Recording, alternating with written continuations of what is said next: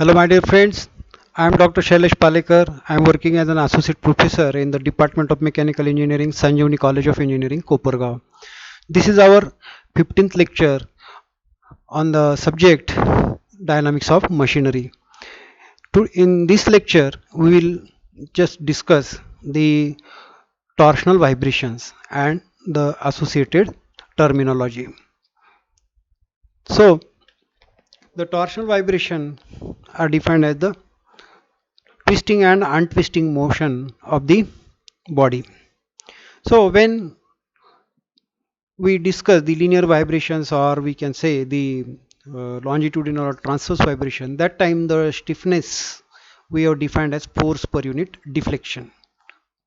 So with in line with that, the torsional stiffness, when the spring is twisting and untwisting, or any body is performing twisting and untwisting motion, that time that twisting and untwisting is due to the torque.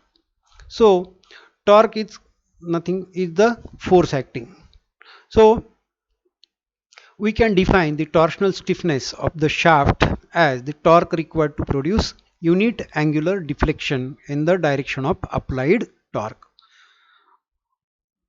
Because of that, we could write the torsional stiffness Kt is equals to T upon theta, or T by theta. Or in another sense, we could write Kt is equals to G into capital J upon L, where this G is modulus of rigidity for the shaft material. Capital J is polar moment of inertia of the shaft, which is equals to pi by 32 into d to the power 4, where d is the diameter of the shaft and L is the length of the shaft.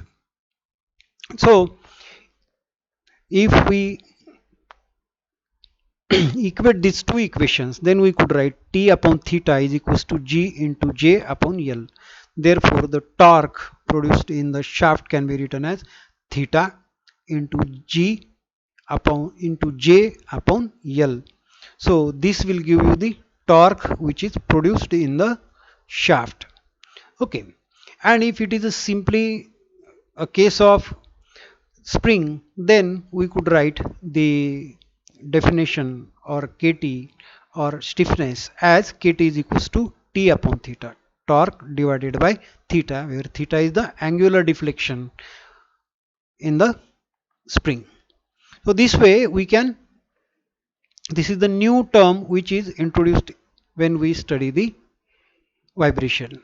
When we came across the torsional vibration, that time we have to define its stiffness as Kt and denote it as Kt, and it is equal to torque upon theta, or T upon theta.